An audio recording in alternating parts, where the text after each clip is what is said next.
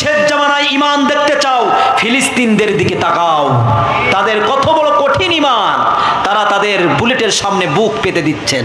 আল্লাহু আকবার বলবেন না?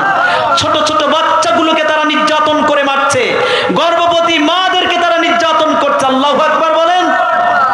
কি তাদের অপরাধ বলেন? সেদিন দেখলাম মিডিয়ার সামনে ছোট্ট একটা বাচ্চা, তিনি বলছে আমাকে গুলি করো, আমি আর বাঁচতে চাই না, আমি আর বাঁচতে চাই না, আমি দুনিয়া থেকে চলে যেতে চাই। আমি শুনেছি নাকি জান্নাতে ভালো ভালো খাবার আছে, আমি সেখানে চলে যেতে। সুবহানাল্লাহ বলেন, আরো জোরে বলেন সুবহানাল্লাহ। এই মুসলমানদের নির্যাতন করছে এরকম ফিলিস্তিন, বাইতুল আকসাকে তারা দখল করার চেষ্টা করছে। কিন্তু এমন একটা সময় আসবে এই ফিলিস্তিন গোটা পৃথিবীকে এক সময় শাসন করে। জোরে বলেন আল্লাহু আকবার।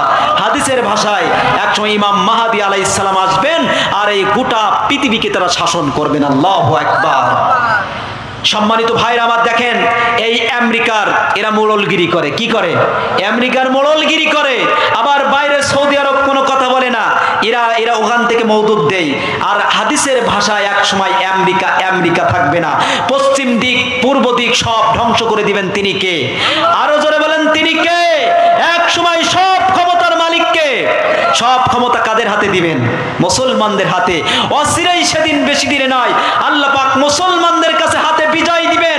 আমেরিকার মতো দেশ আল্লাহ পাক ধূলিসাৎ করে দিবেন। কথা বলেন ঠিক না বেটি?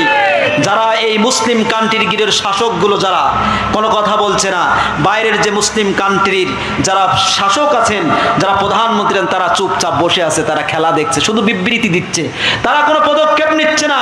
আজকে দেখছেন বাংলাদেশের অবস্থা, আমাদের ভালোবাসা, কলিজা পুরা ভালোবাসা আছে না নাই? আরো জোরে বলেন আছে না নাই?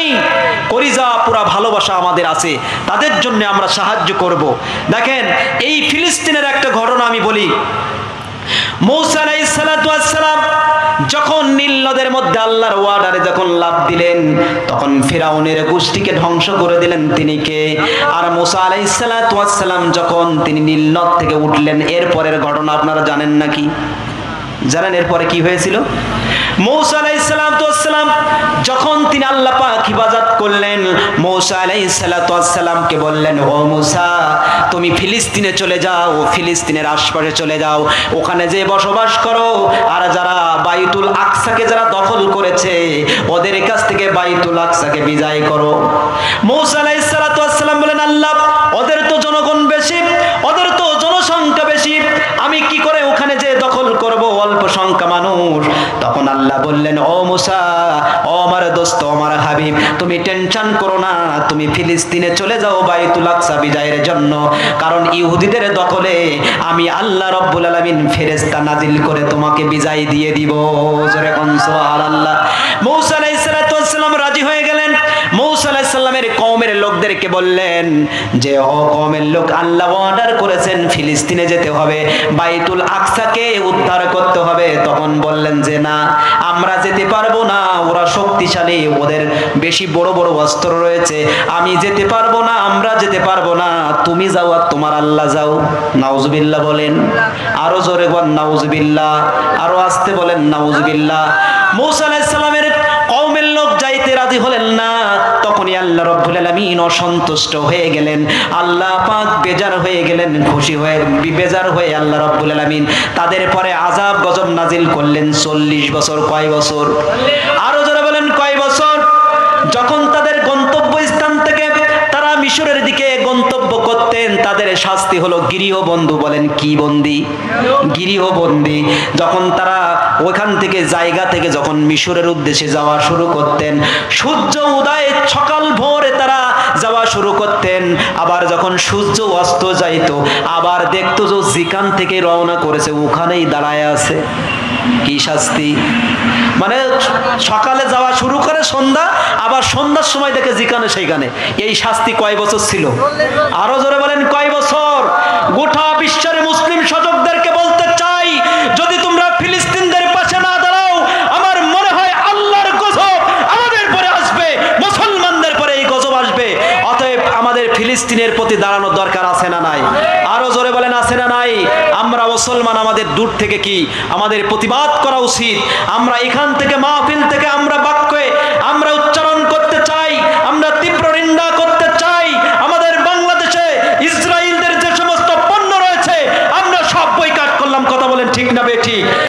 কাছ থেকে মাইকটা কেড়ে নেওয়া হয়েছে। কথা বলেন ঠিক না বেঠিক? বক্তার ঘাড় ধরে একেবারে কি স্টেজ থেকে বের করে দেওয়া হয়েছে। কথা বলেন ঠিক না বেঠিক? এই পর্যন্ত এখন বর্তমান যদি এই কোরআনে কেউ বাধা দিতে আসে তার হাতকে ভেগুরু করে দেওয়া হবে। কথা বলেন ঠিক না বেঠিক? রাজি আছেন আপনারা? এই জমিন আল্লাহর, আসমান আল্লাহর, সবকিছু আল্লাহর, আর কথা চলবে তোমার বাপ দাদার, এটা হতে পারে না। যার জমিন কথা চলবে একমাত্র আল্লাহর। আপনারা রাজি আছেন তো? ভয় পাচ্ছেন না তো? আপনারা থাকবেন তো আমার সাথে শেষ পর্যন্ত? আল্লাহ পাক কবুল করুন। সেই মহান রব্বুল আলামিনের কাছে আমরা শুকরিয়া জ্ঞাপন করছি মন খুলে, প্রাণ খুলে। আমরা সকলে একবার বলছি আলহামদুলিল্লাহ, আরো জোরে বলছি আলহামদুলিল্লাহ। দুরূদ পেশ করছি বিশ্ব নবী, বিশ্ব নেতা জনাবে মুহাম্মদ রাসূলুল্লাহ। আমরা সকলেই প্রাণ খুলে বলছি সাল্লাল্লাহু আলাইহি ওয়াসাল্লাম। মাগফিরাত কামনা করছি সে সমস্ত ভাইদের জন্য যারা ইসলামের জন্য জীবন দিয়েছেন, দেশ গড়ার জন্য যে সমস্ত ছাত্র ভাই বোনরা জীবন দিয়েছেন। আল্লাহ পাকের কাছে দোয়া করছি রব্বুল আলামিন সকলের মৃত্যুকে যেন শহীদ মৃত্যু হিসেবে কবুল করেন। আমরা সবাই বলে আমিন। তাদের জান্নাতের শ্রেষ্ঠ। সম্মানিত ভাইরা আমার, সারা জীবন ধরে আমরা কালেমার তালকিন করলাম, মসজিদের কোনায় বসে কালেমা পড়লাম, সারা জীবন কালেমার দাওয়াত দিলাম। আফসোসের বিষয়, দুঃখের বিষয়, কালেমার ব্যাখ্যা আমরা বুঝলাম না। কালেমা কি বলে আর আমরা কি করি? নিজের মুখে স্বীকার করে লা ইলাহা ইল্লাল্লাহু মুহাম্মাদুর রাসূলুল্লাহ, কিন্তু কালেমায় যে কি বলছে এই কালেমার বিধান মতো তাদের জীবন পরিচালনা করে। ওরা মনে করে, মনে হয় লা ইলাহা ইল্লাল্লাহ মানে আল্লাহ ছাড়া কোনো মাবুদ নাই, এর মধ্যে মনে হয় এইটুকু সীমাবদ্ধ, আর মনে হয় কিছু নাই। এরকম কিছু নাকি? সম্মানিত ভাইরা আমার খেয়াল করুন, এই কালেমার ব্যাখ্যাটা আজকের জানুন। কালেমা মানে হলো, দেখেন হাদিসের মধ্যে এসেছে মান ক্বালা লা ইলাহা ইল্লাল্লাহু ফাদাখালাল জান্নাহ। বিশ্ব নবী সাল্লাল্লাহু আলাইহি ওয়াসাল্লাম বলেছেন, যে ব্যক্তি বলবে মান ক্বালা লা ইলাহা ইল্লাল্লাহ, যে ব্যক্তি বলবে সে জান্নাতের মধ্যে ঢুকে যাবে। জোরে খান সুবহানাল্লাহ। আমি বলি জান্নাত কি এত সহজ? জান্নাত কি মামুর বাড়ি নাকি? জান্নাত কি মামুর বাড়ি যে একেবারে মামার বাড়ি গেলাম, মামি দুধ কলা দিল আর খাইলাম আর চলে আসলাম? এরকম কিছু না। জান্নাতের পথে কাঁটা বিছানো, জান্নাতের পথে রক্ত বিছানো, জান্নাতের পথে পিচ্ছিল এবং কঠিন কষ্টকাঠিন্য পথ। জান্নাতে যেতে হলে কষ্ট করা লাগবে। কথা বলেন ঠিক না বেঠিক? সম্মানিত ভাইরা আমার খেয়াল করুন, আপনি শুধু মুখে স্বীকার করলেন লা ইলাহা ইল্লাল্লাহ, আর সারা জীবন আপনি কালেমা মানলেন না। আসুন আমরা আজকের একটু কালেমার ব্যাখ্যাটা জানি। কালেমা মানে হলো লা ইলাহা। অনেক উস্তাদ তুল্য মানুষ আছে এখানে, অনেক আলেম ওলামা স্টেজে আছে, আমার সামনেও আছে। এবার একটু জানুন লা ইলাহা ইল্লাল্লাহ মানে কি? বলেন আল্লাহ ছাড়া কোনো মাবুদ নাই। আল্লাহ ছাড়া শুধু মাবুদ নাই এরকম কিছু নাকি? শুধু আল্লাহ ছাড়া মাবুদ নাই, আল্লাহ ছাড়া রিজিক দাতা নাই, আল্লাহ ছাড়া কোনো সৃষ্টিকর্তা নাই, আল্লাহ ছাড়া কোনো পালন কর্তা নাই, আল্লাহ ছাড়া কোনো বিধান দাতা নাই, আল্লাহ ছাড়া কোনো আইন দাতা নাই। কথা বলেন ঠিক না বেঠিক? মসজিদের গোড়ায় বসে, মসজিদের কানায় বসে, ঘরে ঘরে বসে কালেমার তালকিন করে, আর কি বলে? ও নিজেই স্বীকার করছে আল্লাহর আইন ছাড়া কার আইন মানে না। মসজিদে বলছে আল্লাহর আইন ছাড়া মানে না। আবার ভোট দেওয়ার সময় নাস্তিক, আল্লাহর বিরুদ্ধে যারা তাদের ভোট মারে। কথা বলে না? আরে মুখে স্বীকার করলো কি আল্লাহর আইন ছাড়া মানে না। যে ব্যক্তি তাগুতের আইন মানে, যার বাপদাদার আইন প্রতিষ্ঠা করে, আজকের এসে তাকে সাপোর্ট দেয়, তাহলে কালেমা কি মানছেও? কালেমার ব্যাখ্যা বুঝছেও? কালেমার ব্যাখ্যা বুঝে নাই। সম্মানিত ভাইরা, যখনই আপনি কালেমা পড়বেন এই কালেমার মধ্যে সব কিছু ঢুকে গিয়েছে। এই কোরআনুল কারীমের যত আইন আছে, বিধিবিধান আছে, এক কালেমার মধ্যে ঢুকে গিয়েছে। আপনি কিছু মানবেন আর কিছু মানবেন না, আপনি পরিপূর্ণ মুমিন হতে পারবেন না। আমি বলেছি না, আমার আল্লাহ বলেছেন। আরো জোরে বলেন, কে বলেছেন? একটা উদাহরণ দিলে আপনারা বুঝবেন। একটা ছেলে আর একটা মেয়েকে যখন বিবাহ দেওয়া হয়, আপনাদের দিকে তো বিবাহ বলে, যেহেতু আমি জানি আমার পাশাপাশি যেহেতু, তাহলে বিবাহ যখন দেওয়া হয় একটা ছেলে আর একটা মেয়েকে, বিবাহর আসলে কি বলা হয়? অমুকের ছেলের সাথে অমুকের মেয়ে এত টাকা দিল মাহরে তোমাকে বিবাহ করতে এসেছে, তুমি কি রাজি? এই সময় স্বামী কি বলে? বলে আলহামদুলিল্লাহ কবুল, তাই বলে না ভাই? এই উদাহরণ দিচ্ছে, এর মধ্যে শিক্ষা আছে, আপনারা বুঝবেন। আমি হাসির জন্য বলছি না, আমি শিক্ষার জন্য। আমি জানি মনিরামপুরের মানুষ অত্যন্ত ভাবুক মানুষ, জ্ঞানী মানুষ, শিক্ষিত মানুষ। যশোর জেলায় যত মানুষ আছে মনিরামপুরের মানুষ বেশি শিক্ষিত, কথা বলেন না কেন? এই জন্য আমি জানি আপনারা ভাবুক মানুষ, আপনারা জ্ঞানী মানুষ, আপনারা বুঝবেন জিনিসটা। যখন একটা ছেলে একটা মেয়েকে বিবাহ দেওয়া হয়, স্বামী বলছে আলহামদুলিল্লাহ কবুল, মেয়েটাও বলছে আলহামদুলিল্লাহ আমি কবুল। বিয়ে করে বাড়িতে নিয়ে আসছে, আসার পরে এবার যখন প্রথম রাত হয়েছে, পরের দিন সকালে স্ত্রী উঠে একটা কাগজ এরকম লিস্ট ধরিয়ে দিয়েছে স্বামীর কাছে, দিয়ে এক পাশে লিখেছে এরকম সিরিয়াল দিয়ে, লাগবে নারকেল তেল, লাগবে cosmetic, fair and lovely, brow pen, eyeliner, ফাইলানা, লিপস্টিক, আমার শাড়ি, আমার বাপ মা আগামীকালকের আসবে, তাদের জন্য দামি দামি কাপড় চোপড়, গরুর মাংস বা ছাগলের মাংস, মুরগির মাংস, আবার ইলিশ মাছ, চিংড়ি মাছ, এইরকম একটা লিস্ট ধরিয়ে দিয়েছে স্বামীর কাছে।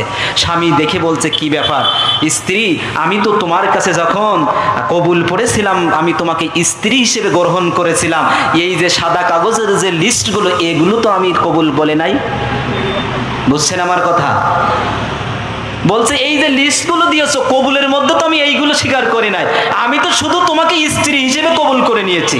বলেন এইভাবে যদি বলে, নতুন স্ত্রীর মন খারাপ না বেজার? আরো জোরে বলেন, খারাপ না বেজার? তাহলে খারাপ হয়ে যাবে স্ত্রীর মন। এবার স্ত্রী বলছে আচ্ছা ঠিক আছে, তুমি যখন আমাকে স্ত্রী বলে শুধু কবুল করেছো, তাহলে ঠিক আছে। স্বামী বাজারে চলে গেছে, গেলে এবার স্ত্রী চলে গেছে আর একজনের বাড়িতে। স্বামী বাড়ি এসে দেখে যে স্ত্রী, নতুন স্ত্রী বাড়ি নাই। ফোন দিয়েছে, জান তুমি কোথায়? বলছে আমি তো আমার এক বন্ধুর বাড়ি আছি, আজকের রাত থাকবো, আগামীকাল আসবো। বলেন তো এরকম যদি বলে তাহলে কি অবস্থা কেমন হয়? স্বামীর একটা ইজ্জতের ব্যাপার না? নতুন স্ত্রী যদি আর একজন পুরুষের কাছে থাকে, তাও বান্ধবীর বাড়ি থাকলে হয়, তাও কার বাড়ি? বন্ধুর বাড়ি। তো এইবার যদি স্বামী যদি এইভাবে বলে আর স্ত্রী যদি এইভাবে বলে, এবার বলছে স্ত্রী বলছে শোনো, আমি যখন কবুল পড়েছিলাম তখন তো কবুলের মধ্যে বলেছিলাম না শুধু তোমাকে স্বামী বলে মানবো, আমি তো আর কারোর ঘর করতে পারি। কবুলের মধ্যে তো এই সত্য ছিল না। স্ত্রী যদি এইভাবে বলে, স্বামী যদি ওইভাবে বলে, বলেন তো এক পর্যায়ে ঝগড়া বিবাদ বেঁধে এই বিবাহ থাকবে না, তালাক লেগে বিয়ে নষ্ট হয়ে যাবে। কথা বলেন না কেন? একটা এরকম স্বামী যদি ওইভাবে ভাবে, স্ত্রী যদি ওইভাবে বলে, এক পর্যায়ে তাদের মধ্যে ঝগড়া বিবাদ বেঁধে এই বিবাহ একবার তালাক হয়ে বিচ্ছেদ হয়ে যাবে। কথা বলেন ঠিক না বেঠিক? সম্মানিত ভাইরা আমার, খেয়াল করুন, আপনি যখনই কালেমা পড়ে মুসলমান হয়েছেন, আপনি যখনই মুখে স্বীকার করে নিয়েছেন লা ইলাহা ইল্লাল্লাহু মুহাম্মাদুর রাসূলুল্লাহ, আল্লাহ ছাড়া কোনো মাবুদ নাই, যখনই কালেমা পড়েছেন, এই কালেমার মধ্যে নামাজ ঢুকে গিয়েছে, এই কালেমার মধ্যে ফরজ পর্দা ঢুকে গিয়েছে, এই কালেমার মধ্যে হালাল ব্যবসা ঢুকেছে, এই কালেমার মধ্যে ঘুষ খাওয়া যাবে না, সুদ খাওয়া যাবে না, সব কিছু ঢুকে গিয়েছে এই কালেমার মধ্যে। আল্লাহর জমিনে আল্লাহর দ্বীন কায়েম করতে হবে, এটাও ঢুকে গিয়েছেন। কথা বলেন ঠিক না বেঠিক? আপনি শুধু কলেমা পড়ে নামাজ পড়বেন আর রোজা রাখবেন আর বলবেন যে ওই দিন কায়েম করা যাবে না, আল্লাহর কসম দিয়ে আপনি পরিপূর্ণ মুমিন হতে পারেন নাই। একথা আমার না আমার আল্লাহর? আরো জোরে বলেন কার? সম্মানিত ভাইরা আমার, আল্লাহ রাব্বুল আলামিন কি বলছেন দেখেন, আল্লাহ তাআলা বলছেন ইয়া আইয়ুহাল্লাযীনা আমানু উদখুলু ফিস সিলমি কাফা ওয়া লা তাত্তাবিউ খুতুওয়াতিশ শাইতান ইন্নাহু লাকুম আদুউম মুবিন। জোরে বলেন আল্লাহু আকবার। আল্লাহ রাব্বুল আলামিন দেখেন কাদের ডাক দিচ্ছেন? মুমিনদেরকে।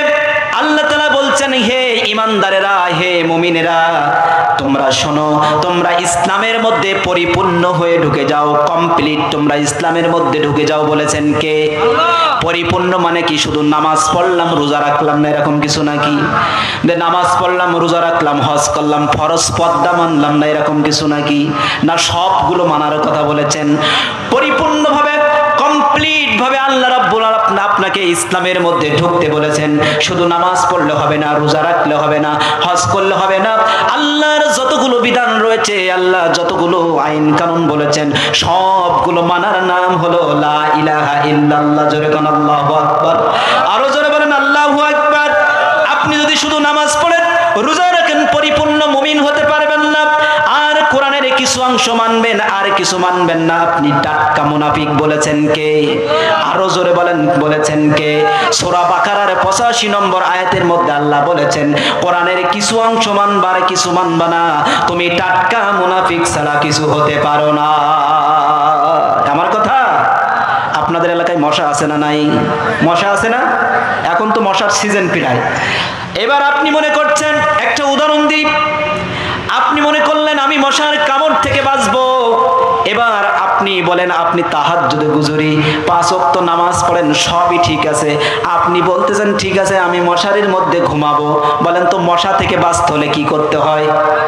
মশারির তলে শুতে হয়, না হলে কয়েল জ্বালাতে হয়। কথা বলেন ঠিক না বেঠিক? এবার আপনি মনে করলেন আপনি বুজুর্গ মানুষ, তাহাজ্জুদ গুজরি, আপনি যখন মশারির মধ্যে ঘুমাবেন আপনি বলতেছেন যে আমি এক হাত বাইরে করে দেব, ডান হাতটা বের করে দিব। বলেন মনে হয় আপনি আল্লাহর ওলি, মনে হয় মশা কামড়াবে না? কোথায় কামড়াবে? আপনি যে হাতটা বের করে দিবেন এই হাতের মধ্যে আপনার মশা কামড়ে দিবে। তার মানে এখান থেকে আমরা বুঝলাম যদি আপনি মশা থেকে বাঁচতে চান, মশার কামড় থেকে যদি বাঁচতে চান, আপনার গোটা শরীরটা, পরিপূর্ণ শরীরটা মশারির মধ্যে ঢুকে যেতে হবে, তাহলে মশা আপনার আর কামড়াবে না। বুঝছেন আমার কথা? ওইরকম ভাবে আপনি ইসলামের একটা শাখা মানবেন, আপনি একটা মানবেন না। আল্লাহর কসম দিয়ে বলি, হাত বের করে দিয়ে যেমন মশা কামড়ায়, ওইরকম ভাবে ইসলামের একটা জিনিস মানবেন আর একটা মানবেন না। আল্লাহর কসম দিয়ে বলি আপনি পরিপূর্ণ মুমিন হতে পারবেন না, আপনি জান্নাতেও যেতে পারবেন না। কথা বলেন। এবার খেয়াল করুন সম্মানিত ভাইরা আমার, প্রত্যেক নবী রাসূলকে আল্লাহ রাব্বুল আলামিন 2টা মিশন দিয়েছেন। যে কয়জন নবী রাসূল এসেছেন আমার সাথে পড়েন, যারা পড়েন, ওয়ালাকাদ বাআথনা ফি কুল্লি উম্মাতির রাসূলা আনি ইবুদুল্লাহা ওয়াজতানিবুত তাগুত। জোরে বলেন আল্লাহু আকবার। আল্লাহ রাব্বুল আলামিন বলছেন আমি প্রত্যেক জাতি, প্রত্যেক নবী রাসূল পাঠিয়েছি, আর প্রত্যেক নবী রাসূলের 2টা মিশন ছিল। বলেন কয়টা মিশন? 2টা মিশন ছিল। আর এই 2টা মিশনের মধ্যে একটা হলো আনি ইবুদুল্লাহ, একমাত্র আল্লাহর গোলামি করতে হবে, আল্লাহর ইবাদত করতে হবে। বলেন তো আল্লাহর ইবাদত মানে কি শুধু নামাজ নাকি, শুধু রোজা নাকি? আনি ইবুদুল্লাহ মানে হলো আল্লাহ যতগুলো বিধান দিয়েছেন সবগুলো মেনে নিতে হবে, আর যে কাজগুলো করতে নিষেধ করেছেন ওইগুলো নিষেধ মানতে হবে। এর নাম হলো আনি ইবুদুল্লাহ। কথা বলেন না কেন? এটার নাম কি? এটার নাম হলো আল্লাহর ইবাদত। আর ওয়াস্তানিবুত তাগুত, আর তাগুতের আইন অস্বীকার করতে হবে। তার মানে আল্লাহর আইন বাদ দিয়া যত আইন আছে আমরা সেই আইনগুলো ভায়োলেট করে দেব। একমাত্র আল্লাহর আইন মানব। রাজি আছেন কারা কারা? 2 হাত তুলে আল্লাহকে দিলাম। লিল্লাহি তাকবীর, নারায়ে তাকবীর। সম্মানিত ভাইরা আপনারা কষ্ট পাচ্ছেন? আমি আমার আলোচনার মধ্যে ঢুকি না, এখন আস্তে আস্তে ঢুকতে চাচ্ছি। যদি আপনারা একটু সাহায্য করেন আর আল্লাহ যদি আমাকে সাহায্য করেন। আপনারা কষ্ট পাচ্ছেন ভাই? আলোচনা চলবে আর খানিক, কষ্ট পাচ্ছেন না তো? সম্মানিত ভাইরা, আমি কোরআনুল কারীম থেকে ছোট্ট একটি আয়াত আপনাদের সামনে তেলাওয়াত করেছি। সূরার নাম, কোরআন শরীফের সবচেয়ে সর্ববৃহত্তম সূরা আল বাকারা, 2 নম্বর সূরা। এখান থেকে একটি মাত্র আয়াত আপনাদের সামনে ছোট্ট এক টুকরা আয়াত তেলাওয়াত করেছি, কিন্তু এর বিশাল কথা যদি 2-3 ঘন্টাও কথা বলা হয় তাও আমার এই ছোট্ট মেধাতে শেষ হবে না। দেখি ইনশাআল্লাহ কতটুকু আমি আপনাদের জন্য 5টা আয়াত চয়েস করে নিয়ে এসেছি। আমি ধারাবাহিকভাবে আমার তাফসীর করে আমি আপনাদের কাছ থেকে বিদায় নেব ইনশাআল্লাহ। আমরা জোরে বলে ইনশাআল্লাহ। এই আয়াতটি হলো ফাদকুরুনি আযকুরুকুম ওয়াশকুরুলি ওয়ালা তাকফুরুন। সবার কাছে পরিচিত আয়াত। মনে আছে হুজুর এত আয়াত রেখে এই আয়াতটা কেন পড়লেন? কিন্তু আজকের আমরা জানবো আজকের এই আয়াতের মধ্যে কি রয়েছে, কি গুরুত্বপূর্ণ কিছু মেসেজ রয়েছে। আমরা আজকে যাব, সবাই বলে ইনশাআল্লাহ, আরো জোরে বলে ইনশাআল্লাহ। তাই এই আয়াতের মধ্যে একটা শব্দ রয়েছে জাল কাপরা, জিকির 3টা অক্ষরের নাই একটা শব্দ রয়েছে। কয়টা অক্ষর? 3টা অক্ষরের নাই। এই জিকির শব্দের অর্থ কি? আজ বাংলাদেশ, পাকিস্তান আর ভারত এই 3টা দেশে এই জিকির নিয়ে গলযোগ, কিন্তু আমার আল্লাহ কিভাবে জিকির করতে বলেছেন আর জিকির শব্দের সঠিক অর্থকে আজকে আমরা জানবো। আমরা জেনে আজকের আমাদের জীবন পরিবর্তন করব। আমরা সকলে বলি ইনশাআল্লাহ।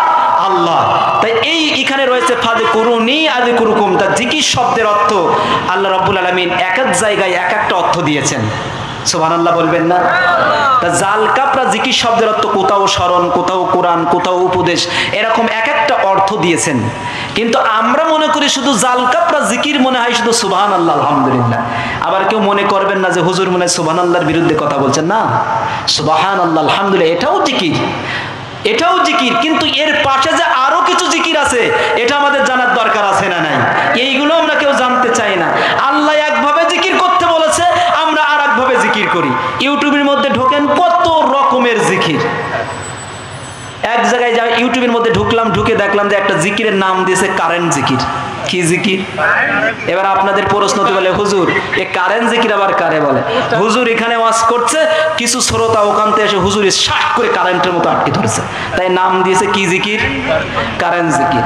আমার মসজিদের এক মুসল্লি সেদিন বলছে হুজুর গলা টিপা জিকির কারে বলে জানেন? বললাম না তো।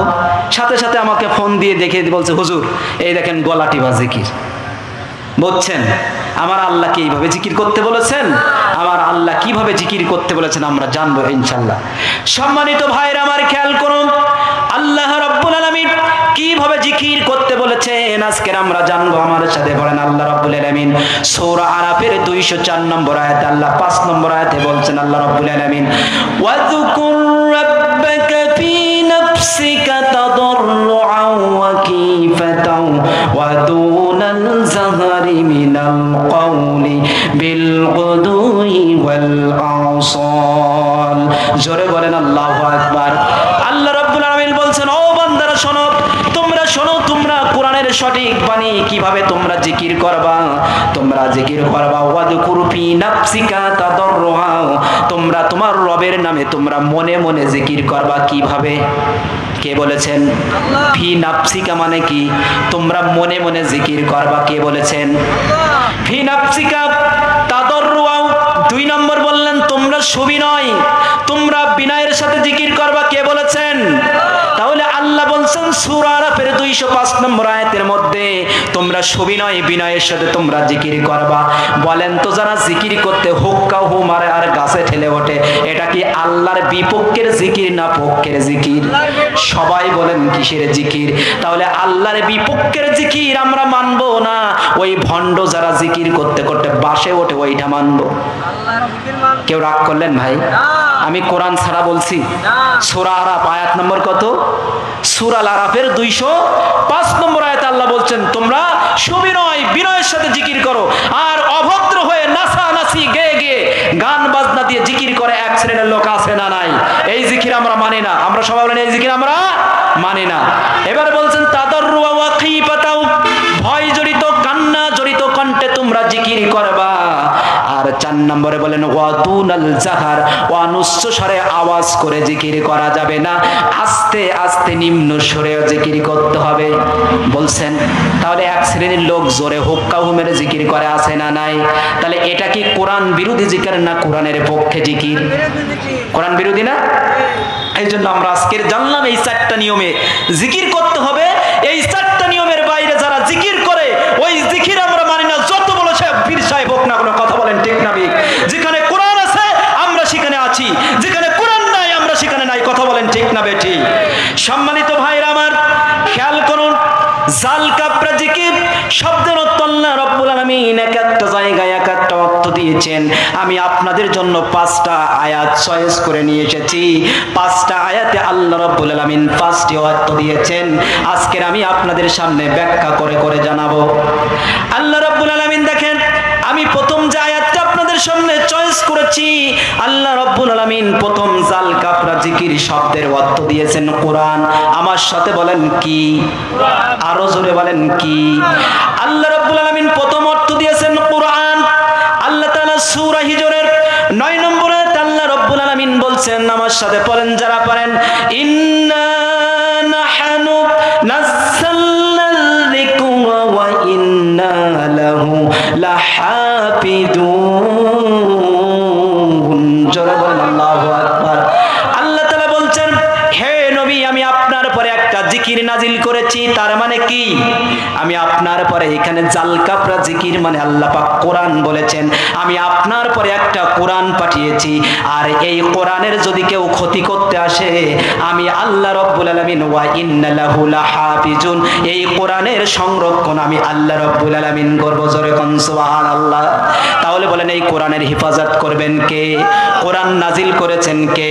তাহলে কোরআনের বিরোধিতা করে, কোরআনের বিরুদ্ধে কথা বলে কোরআন যদি কেউ নিচ্ছিন্ন করে দিতে চায়, বলেন কেউ পারবে? আরো জোরে বলেন পারবে? এই ওয়াদা কে করেছেন? কেউ পারবে না, কারোর ক্ষমতা নেই। শোনো, এই কোরআনের বিরুদ্ধে যারা লেখতে এসেছে তারা অপমানিত হয়ে দুনিয়া থেকে বিদায় নিয়েছেন। চিল্লা বলেন ঠিক না বেঠিক? একটু বলি, আবু জাহেল কাফের না মুসলমান? সবাই বলেন কাফের না মুসলমান? কি কারণে কাফের বলেন? এই তো এই ভাই ঠিক বলেছেন, কোরআনের বিরুদ্ধে কথা বলার কারণে, কোরআনের আইন স্তব্ধ করে দেওয়ার কারণে আবু জাহেল আজকে টাটকা কাফের ছাড়া আর কিছু হতে পারে না। এখন সম্মানিত ভাইরা, আবু জাহেল যদি কোরআনের বিরুদ্ধে কথা বলে যদি আজকের কাফের হয়, আপনাদের কাছে একটু প্রশ্ন নিতে চাই, বলেন তো যারা বিগত 16 বছর কোরআনে বাধা দিয়েছে, এখনো যারা বাধা দিচ্ছে, ভবিষ্যতে যারা বাধা দিবে, এরা কোরআনের ভাষায় কি? আরো জোরে বলেন কি? এরা আবু জাহেলের নাতিপুতি না? তাহলে আবু জাহেল যদি কাফের হয় কোরআনে বাধা দেওয়ার কারণে, গত যারা কোরআনে বাধা দিয়েছে, বর্তমান যারা কোরআনে বাধা দিচ্ছ, আগামীতে যারা কোরআনে বাধা দিবা, টাটকা কাফের, টাটকা কাফের, টাটকা কাফের। কথা বলেন ঠিক না বেঠিক? কাফের ছাড়া আর কিছু হতে পারে না। আমার কথা? কার কথা? আল্লাহ রাব্বুল আলামিন বলছেন, وقال الذين كفروا لا تسمعوا لهذا القرآن والغوا فيه لعلكم تغلبون। জোরে বল আল্লাহু আকবার। আল্লাহ তাআলা বলছেন আবু জাহেল কি সিদ্ধান্ত করেছিল? শোনো, وقال الذين كفروا, কাফেররা চেয়েছিল, আবু জাহেলরা চেয়েছিল মুহাম্মাদের কোরআন শোনা যাবে না, মুহাম্মদ যেখানেই কোরআন তেলাওয়াত করবে ওই জায়গায় তোমরা হট্টগোল করো, ওই জায়গায় তোমরা বাধা দাও। কে বলেছে এই কথা? আল্লাহ বলেছে। কিন্তু এই ভাষ্যটা কার? আবু জাহেলের। তাহলে আবু জাহেল কোরআনে বাধা দিয়ে যদি আজকের এরকম ভাবে কাফের হয়ে যায়, যুগে যুগে যারা কোরআনে বাধা দিতে এসেছে, কোরআনকে অবমাননা করেছে, কোরআনকে অসম্মান করেছে, দুনিয়া থেকে তারা অসম্মানের সাথে চিরবিদায় হয়েছেন। কথা বলেন ঠিক না বেঠিক? এবার একটু বলি, যারা কোরআনে বাধা দিতে আসবেন, যারা রাসূলের নামে কটূক্তি করবেন, আজকের কিন্তু আপনারা দুনিয়া থেকে সম্মানের সাথে কিন্তু বিদায় নেবেন না, আপনারা কিন্তু অপমানের সাথে বিদায় নেবেন। এবার একটু আপনাদের বলি, আপনাদের এই মসজিদের যে ইমাম সাহেব, যে খতিব সাহেব, বলেন আপনার একটা ছেলে সন্তান হয়েছে, এবার আপনি ইমাম সাহেবের কাছে মানুষ যায় না বাচ্চাদের নাম রাখতে? আপনার ইমাম সাহেবের কাছে গেছেন, হুজুর আমার তো একটা ছেলে সন্তান হয়েছে, আপনি একটা নাম রেখে দেন। এখন ইমাম সাহেব একটা নাম লিখে দিয়েছেন আবু জাহেল, আপনি কি রাখবেন? ইমাম সাহেবের পরে সন্তুষ্ট আপনি? রাখবে না? দেখছেন, হুজুর বলছে কোন হিন্দুই আবু জাহেলের নাম রাখবে না। কি কারণে বলেন? কি কারণে? কোরআন অবমাননা করার কারণে, আল্লাহর কোরআনে হাত দেওয়ার কারণে আজকে তার নামটাও পৃথিবীর কেউ রাখবে না। আচ্ছা, মানুষের নাম বাদ দিলাম, মানুষ বাড়িতে কুত্তা পোষে না? এই কুত্তার নাম দেয় না মানুষ? লালু, কালু, ফালু এরকম নাম দেয় কিনা? টাইগার, ফাইগার এরকম নাম দেয়।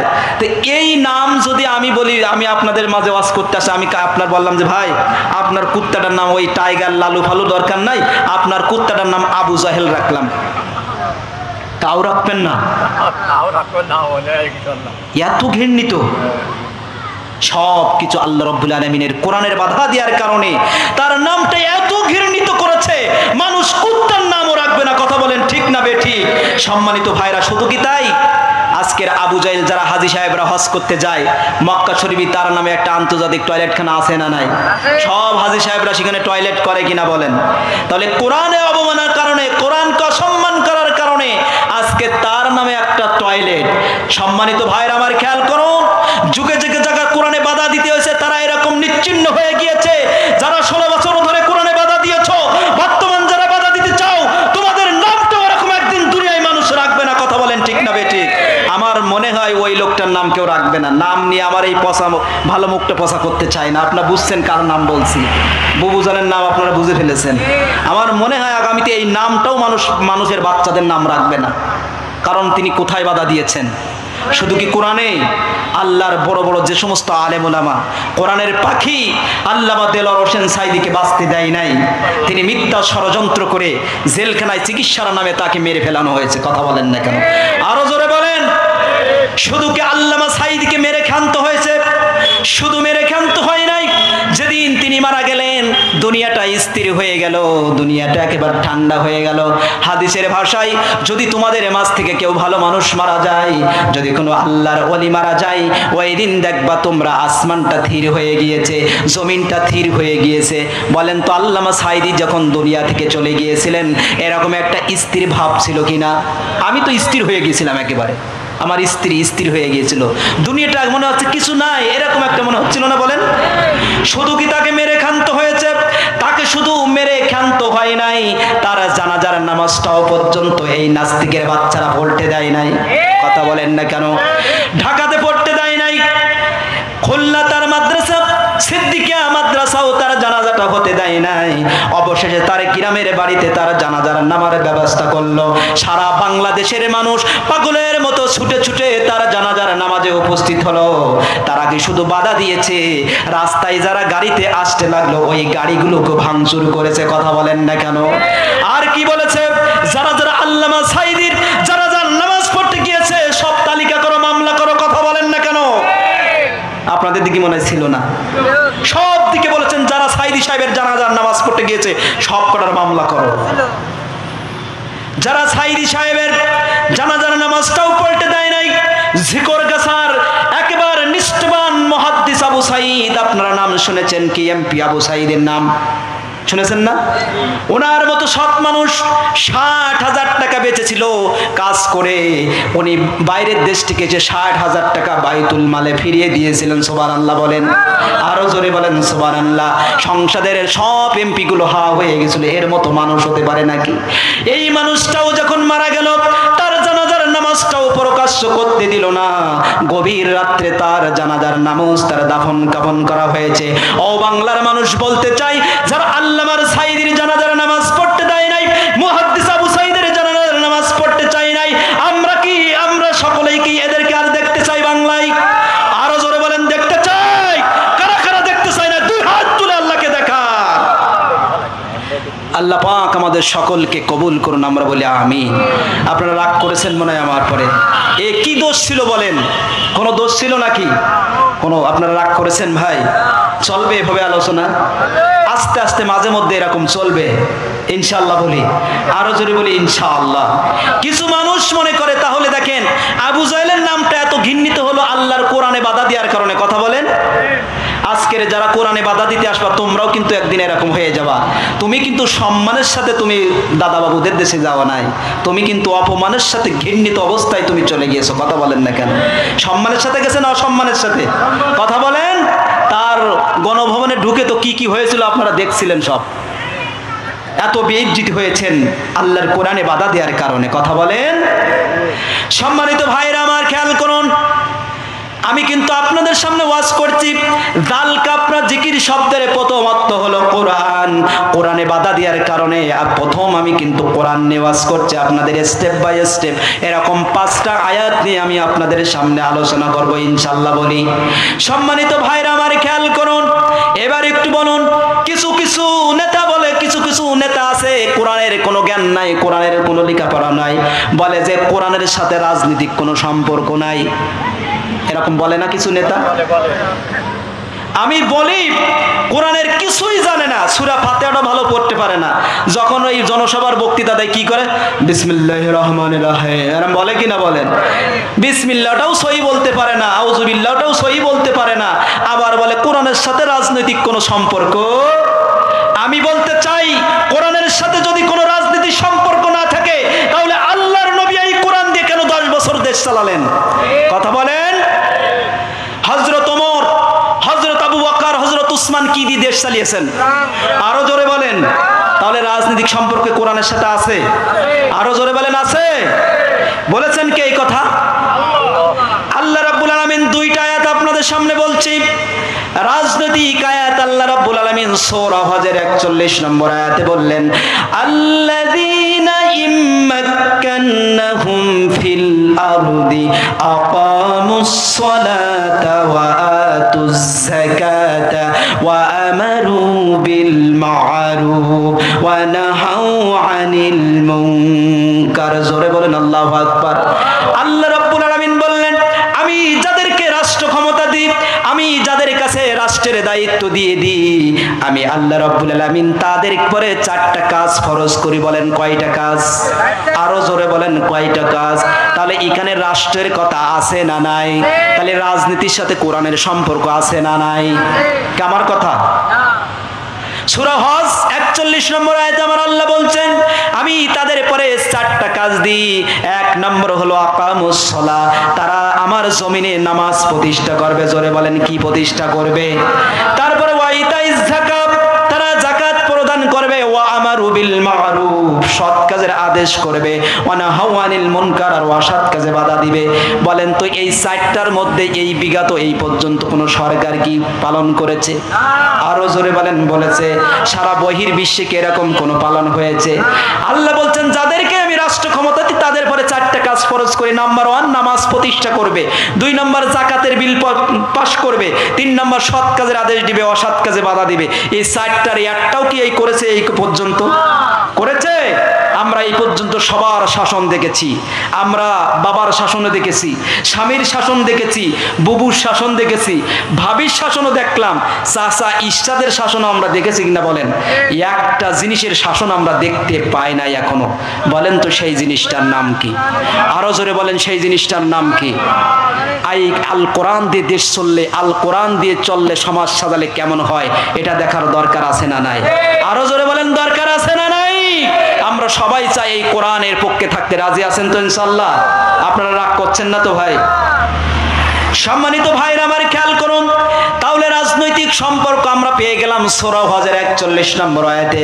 আর একটা আয়াত আপনাদের সামনে বলি, আল্লাহ রাব্বুল আলামিন বলছেন, কুলিল্লাহুম্মা মালিকাল মুলকি তুতিল মুলকা মান তাশাউ ওয়া তানজিউল মুলকা মিম্মান তাশাউ ওয়া তুইজ্জু মান তাশাউ ওয়া তুযিল্লু মান তাশাউ বিয়াদিকাল খায়র ইন্নাকা আলা কুল্লি শাইইন কাদির। জোরে বলেন আল্লাহু আকবার। আল্লাহ রাব্বুল আলামিন বলছেন, দেখেন আমি যাকে ইচ্ছা তাকে রাষ্ট্র ক্ষমতা দিই, আবার যাকে ইচ্ছা তার কাছ থেকে রাষ্ট্র ক্ষমতা কেড়ে নি। বলেছেন কে? আরো জোরে বলেন বলেছেন কে? এবার কিন্তু কান দুইটা খরগোশের কানের মতো খেয়াল করুন সম্মানিত মা বোনেরা। ইসলাম আপনাদেরকেও জানার দরকার আছে, আপনাদেরকেও মানার দরকার আছে। কারণ মা বোনেদের মধ্যেই সর্বপ্রথম ইসলামের শহীদ হয়েছেন, তার নাম কি? মা সুমাইয়া রাদিয়াল্লাহু তাআলা আনহা। তিনি ইসলামের জন্য প্রথম ভূমিকা রেখেছেন। মা বোনেরা আপনারাও শুনুন, সম্মানিত ভাইরা আপনারা খেয়াল করুন। আল্লাহ পাক বলছেন, আমি যাকে ইচ্ছা তাকে রাষ্ট্র ক্ষমতা দিই, আবার যাকে ইচ্ছা তার কাছ থেকে রাষ্ট্র কেড়ে নি। বলেছেন কে? আরো জোরে বলেন বলেছেন কে?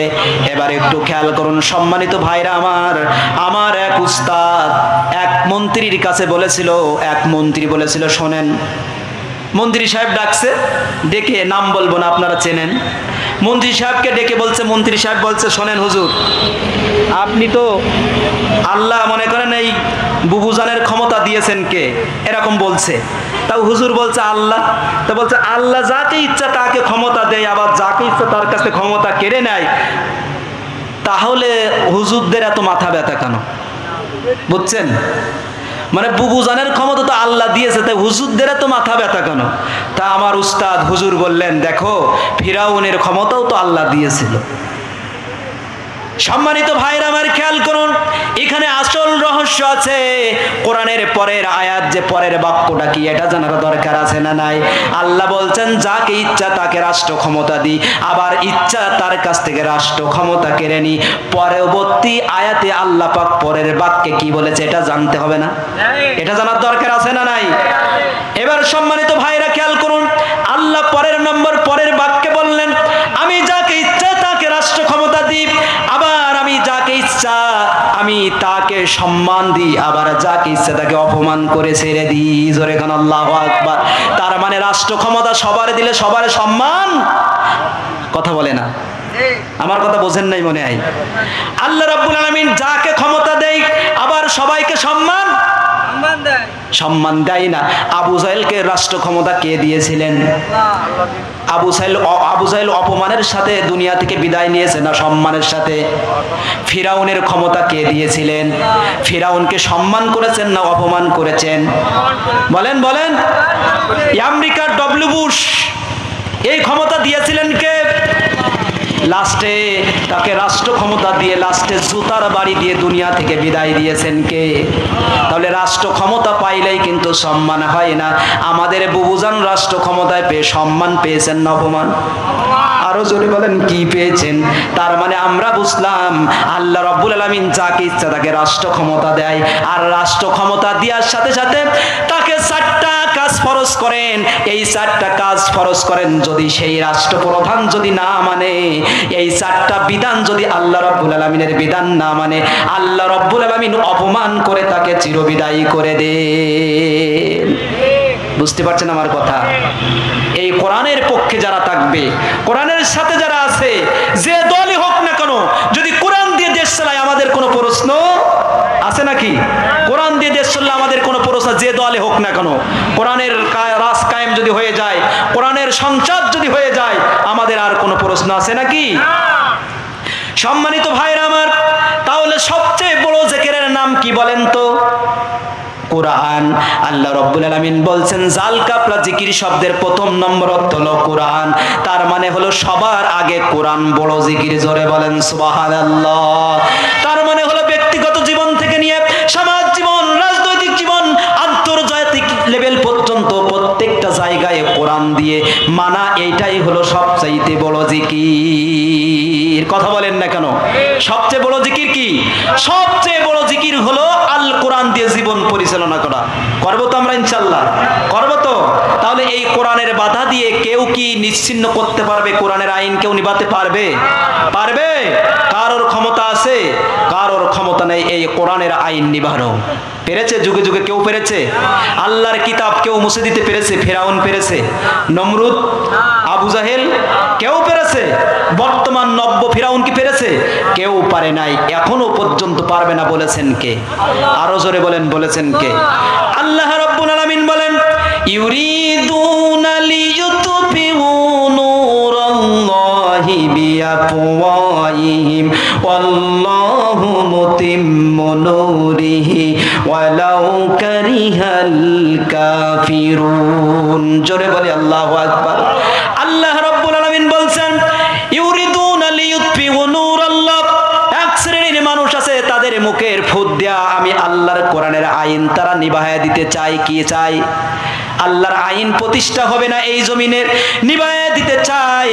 আল্লাহ রাব্বুল আলামিন বলছেন ওয়াল্লাহু মুতিম্মু নূরিহি, আমি আল্লাহ পাক কোরআনের আইন আমি আল্লাহ জ্বালায়া দিব। জোরে কোন সুবহানাল্লাহ। যতই তারা অপছন্দ করুক, কাফেররা কি করবে? ওয়ালাউ কারিহাল কাফিরুন, কাফেররা এটা অপছন্দ করবে কোরআনের আইন বাস্তবায়ন করলে। কোরআনের আইন কি করলে? বাস্তবায়ন করলে ওরা খেপে যাবে। যেই হোক, বিশ্বনবী সাল্লাল্লাহু আলাইহি ওয়াসাল্লাম যখনই কোরআন প্রচার করতে লাগলেন তখনই বিশ্বনবীকে বললেন পাগল। নাউজুবিল্লাহ বলেন। কি বললেন? গণক, জাদুকর। কিন্তু এর আগে কিন্তু বিশ্বনবী আলামিন ছিলেন। কি ছিলেন? বিশ্বনবী সাল্লাল্লাহু আলাইহি ওয়াসাল্লামের আগে কি ছিলেন? আলামিন ছিলেন।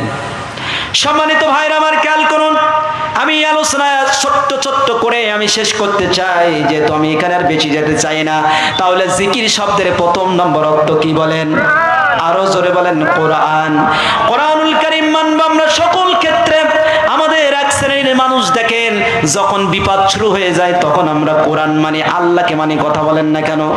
যখনই বড় একটা ঝড় উঠে যায় আমরা কি আল্লাহ আল্লাহ বাঁচাও, আল্লাহ ঝড়টা থামায় দাও, কালকের থেকে নামাজ পড়বো না, এরকম লোক আছে না নাই? আছে না? আছে না? নদীর মধ্যে ঝড় উঠে গেছে, হিন্দুরা পর্যন্ত লা ইলাহা ইল্লাল্লাহ পড়া শুরু করে, ঠিক কি না? যখন বিপদ হয় তখন কি আল্লাহরে ডাকা শুরু করে। আমার এক উস্তাদ একটা গল্প বলেছিল, বলবো? রাগ করছেন না তো? একটা গল্প করেছিল, একটা লোক গাছে উঠেছে, হঠাৎ করে নারকেল গাছের মাথায় উঠছে, ওঠার পরে ঝড়, প্রচন্ড বেগে ঝড় উঠেছে। ঝড় উঠলে ওই লোকটা বলছে, আল্লাহ তুমি ঝড়টা থামায় দাও, আমি একটা গরু উট কুরবানি করবানে। কি করবে? প্রথম কাছে উট কুরবানি করবে। এরপরে যখন আর একটু আস্তে আস্তে একটু ঝড়টা একটু স্লো হয়েছে, বলছে আল্লাহ তুমি ঝড়টা পরিপূর্ণ একেবারে তুমি থামায়া দাও, আমি একটা গরু কুরবানি করবানে। বুঝছেন আমার কথা? মানে এবার বলছে আল্লাহ, খানিকক্ষণ নেমে এসে কছে আল্লাহ ঝড়টা আরো শিথিল হয়েছে, আল্লাহ তুমি ঝড়টা আর একটু শিথিল করে দাও, আমি একটা ছাগল কুরবানি করবানে। এবার যখন আরো নিচে নামছে, কছে আল্লাহ তুমি একেবার আমার কি বাঁচাইয়া দাও, এবার আমাকে আমি একটা মুরগি কুরবানি করবানে। কি কুরবানি করবানে? এবার ঝড় থেমে গেছে, গাছের থেকে নেমেছে, এবার আর দুই হাতে তালি দিচ্ছে আর কি, সারা ময়দানে হেঁটে বেড়াচ্ছে। আর এক লোক এসে কছে, এই তুই যে বললি ঝড় থেমে গেলে তুই গরু কুরবানি করবি, উট কুরবানি করবি, ছাগল কুরবানি করবি, মুরগি, তা এখন কুরবানি কর। বলছে ওরে পাগল, আল্লাহ আমি গাছে উঠেছি, আল্লাহ আমারে ভয় দেখাইছে আর আমি আল্লাহরে লোভ দেখাইছি। তো ঠিক আছে, এরকম লোক আছে না নাই? আরো জোরে বলেন আছে না নাই? সম্মানিত ভাইরা আমার, এরকম করলে হবে না। একমাত্র আল্লাহর ভয়ে, আল্লাহকে ভয় করে আমাদের ব্যক্তিগত জীবন থেকে আন্তর্জাতিক পর্যন্ত কোরআনুল কারীমের সমস্ত আইন মানার দরকার আছে না নাই? সম্মানিত ভাইরা আমার খেয়াল করুন, আমি এবার জিকির শব্দের দ্বিতীয় নম্বর আমি এবার আপনাদের সামনে অর্থ করব। জাল কাফরা জিকির শব্দের প্রথম নম্বর অর্থ কি বলেন? আরো জোরে বলেন কি? কোরআন। এবার দ্বিতীয় নম্বর অর্থ হলো জিকির শব্দের দ্বিতীয় নম্বর অর্থ হলো উপদেশ। বলেন কি? উপদেশ। আল্লাহ রাব্বুল আলামিন বলছেন, ফাযাক্কির বিল কুরআনি মান ইয়াখাফু ওয়াঈদ। জোরে বলেন আল্লাহু আকবার। আল্লাহ রাব্বুল আলামিন বিশ্বনবীকে বলছেন, হে বিশ্বনবী শোনো শোনো, হে মুহাম্মদ সাল্লাল্লাহু আলাইহি ওয়াসাল্লাম তুমি শোনো, যারা জাহান্নামকে ভয় পায়, যারা আমি আল্লাহকে ভয় পাই, আর যারা ইসলামকে ভয় পায়, যারা জান্নাত জাহান্নামকে ভয় পায়, কবরের আযাবকে ভয় পায়, তুমি তাদেরকে কোরআনের সাহায্যে উপদেশ দাও। সুবহানাল্লাহ বলেন। তাহলে কি দিয়ে ওয়াজ করতে বললেন? কে বলেছেন বলেন? তাহলে সব জায়গায় কি দিয়ে ওয়াজ করতে হবে? এই হুজুর এখানে যে বসবে কি দিয়ে ওয়াজ করবে? সব ক্ষেত্রে কোরআন দিয়ে ওয়াজ করতে হবে। তাহলে এই সমাজটা সোনার বাংলাদেশ হয়ে যাবে অটোমেটিক্যাল। জোরে কোন ঠিক না বেটি? যদি কোরআন দিয়ে ওয়াজ করা হয়, এই সমাজের মানুষ পরিবর্তন হয়ে যাবে। সম্মানিত ভাইরা আমার খেয়াল করুন, একটু আমি বুঝাই। আপনার ওয়ার্ডের যে মেম্বার সাহেব, এই মেম্বার সাহেব যদি কোরআন দিয়ে ওয়াজ করতে বলেন, তো এই ওয়ার্ডের মধ্যে কেউ খারাপ মানুষ থাকতো? মেম্বার সাহেব কোরআন কি দিয়ে ওয়াজ করবে? নিজেই তো কোরআন পারে না। কথা বলেন না কেন? এমন মেম্বার হয় যে কোরআন নিজেই পারে না। আপনার ইউনিয়নের যে চেয়ারম্যান সাহেব, বলেন তো এই চেয়ারম্যান সাহেব যদি কোরআন দিয়ে ওয়াজ করতে বলেন, তো এই ইউনিয়নে কি কোনো খারাপ মানুষ থাকতো? তাহলে বলেন তো এই সমাজের মানুষ কেউ খারাপ থাকতো না? আপনার উপজেলার মধ্যে, এই মনিরমপুরের মধ্যে যদি এমপি সাহেব, মন্ত্রী সাহেব যদি কোরআন দিয়ে ওয়াজ করতো, বলেন তো এই উপজেলার মধ্যে কি কোনো দুর্নীতিবাজ থাকতো? কোনো চোর বাটপার থাকতো? কেউ থাকতো না। আল্লাহর কসম দিয়ে বলি, এই দেশের প্রধানমন্ত্রী যে হবে, এই প্রধানমন্ত্রী যদি সারা বাংলাদেশে যদি কোরআন দিয়ে ওয়াজ করতো, বলেন তো এই দেশটা সোনার বাংলাদেশ হয়ে যেত কিনা? কথা বলেন না কেন? এই সমাজের মানুষ সব পরিবর্তন হয়ে যেত। সম্মানিত ভাইরা আমার খেয়াল করুন, আস্তে আস্তে আমি আমার তাফসীরে আস্তে আস্তে স্টেপ বাই যাচ্ছি। ও মা বোনেরা, আপনারা পর্দার আড়ালে আছেন, আপনাদের নিয়ে একটু কথা বলবো, কিন্তু আমি স্টেপ বাই আমি তাফসীরের দিকে যাচ্ছি। সম্মানিত ভাইরা আমার খেয়াল করুন, এই কোরআন দিয়ে যদি প্রত্যেকটা জায়গায় যদি আপনি ওয়াজ করতে পারেন, আপনি বলতে পারেন হুজুর আমার দেশে তো কোরআন নাজিল, আমার দেশে তো কোরআনের আইন চালু হয় না, তাহলে আমরা কি করব? আমরা অনেক জায়গায় ওয়াজ করতে গেলে আমাদেরকে বড় হুজুর ভাবে বলে, হুজুর হুজুর ছোট্ট একটা বাচ্চা আনে, একটা ছেলে আর একটা মেয়েকে নিয়ে আসে, এনে বলে হুজুর আমার ছেলেটার জন্য একটু দোয়া করেন, আর আমার একটা ছেলে অটোমেটিক্যাল খারাপ হয়ে গিয়েছে হুজুর, আমার ছেলের জন্য একটু দোয়া করে দেন। রাত 1টার সময় 12টার সময় আড্ডা দিয়ে বাড়ি আসে, মদ খায় আর গাঁজা খায়। এরকম আছে না নাই? এরকম সন্তান আছে না নাই? আপনি হুজুরের কাছে দোয়া চেয়ে কি করবেন বলেন? আপনার প্রাথমিক ওয়াজটা আপনি কোরআন দিয়ে করার দরকার ছিল আপনার সন্তানকে। আল্লাহর কসম দিয়ে বলি, প্রাথমিক অবস্থায় যদি এই কোরআন দিয়ে আপনি পিতামাতা যদি আপনার সন্তানকে ওয়াজ করতেন, আল্লাহর কসম দিয়ে বলি আপনার ঘরে, আপনার সমাজে তাসলিমা নাসরিনের মতো বিয়াদব জন্ম নিত না। কথা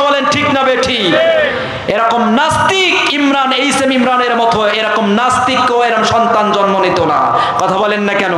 যদি আপনার সন্তানকে কোরআন দিয়ে ওয়াজ করতেন, হুজুরের কাছে দোয়া চাইয়া লাগতো না, অটোমেটিক্যাল আপনার সন্তান কোরআন আলা হয়ে যেত। সুবহানাল্লাহ বলেন। আপনি কোরআন দিয়ে আপনার সন্তানকে ওয়াজ করেন নাই, আপনার সন্তানকে যদি আপনি কোরআন দিয়ে ওয়াজ করতেন, আল্লাহর কসম দিয়ে বলি আপনার সন্তান সন্ততি ভালো হয়ে যেত, অবৈধ সম্পর্ক করতো না, রিলেশন করতো না। আর আপনি যদি আপনার সন্তানকে যদি কোরআন দিয়ে ওয়াজ করতেন, এবার একটু বলি, আপনার সন্তান এখন ছোট আছে, আপনার সন্তান এক সময় ডিসি হবে। কথা বলেন না কেন? আপনার সন্তান এক সময় ইউনো হবে, আপনার সন্তান এক সময় এসপি হবে, আপনার সন্তান এক সময় বড় চাকরি করবে। আপনার এই সন্তান এক সময় যখন ডিসি হবে, যদি প্রাথমিক অবস্থায় কোরআন ধরায় দিতেন, কোরআন বলে সুদ খাওয়া যাবে না, ঘুষ খাওয়া যাবে না, যখনই এই ডিসি সাহেবের আজান হয়ে যেত, তারা সমস্ত কলিগদের বলতো যে আজান হয়েছে, মসজিদে দৌড়া। আপনার সন্তানকে কোরআন দিলেই যদি সব মানুষগুলো মনে করেন যে সুদ খাচ্ছে, সবাই দেখছে, আপনার সন্তান মনে করবে না, সবাই সুদ খাই খাক, আমি সুদ খাবো না, আমি আল্লাহকে ভয় করি। আল্লাহর কসম দিয়ে বলি, আপনার সন্তানকে আপনি যখন ভার্সিটি লেখাপড়া করতে পাঠাবেন, ইউনিভার্সিটি যখন আপনার সন্তান লেখাপড়া করতে যাবে, আপনার সন্তান দেখবে যে অনেকেই অবৈধ রিলেশন করছে, খারাপ কাজ করছে, সে বলবে যে না, ওরা খারাপ কাজ করে করুক, আমার মা আমাকে কোরআন দিয়ে ওয়াজ করেছে, আমার আব্বা আমাকে কোরআন দিয়ে ওয়াজ করেছে, এই অবৈধ রিলেশনে এই খারাপ কাজ করা যায় না, আমি আমার আল্লাহকে ভয় করি, আমি খারাপ কাজ করব না। কথা বলেন না কেন? শুধু কি তাই, আপনি যদি কোরআন দিয়ে ওয়াজ করতেন আপনার কি লাভ হবে এবার একটু জানেন। আপনি যদি কোরআন দিয়ে ওয়াজ করতেন, কোরআনের মধ্যে আল্লাহ রাব্বুল আলামিন বলেছেন, ওয়া ক্বাদা রাব্বুকা আল্লা তা'বুদু ইল্লা ইয়্যাহু ওয়া বিল ওয়ালিদাইনি ইহসানা। জোরে বলেন আল্লাহু আকবার। আল্লাহ বলছেন, তোমরা প্রথম আমার আনুগত্য করো, আমার ইবাদত করো, তারপরে তোমরা হলো তোমার পিতা মাতার সাথে সদাচরণ করেন। জোরে কোন সুবহানাল্লাহ। আপনি যদি ছোটবেলায় আপনার সন্তানকে যদি এই আয়াতটা শোনায়া দিতেন, এই ওয়াজ যদি করতেন, আল্লাহর কসম দিয়ে বলি আপনার সন্তানের হাতে আপনার মার খেতে হতো না। সুবহানাল্লাহ বলবেন না? হতো?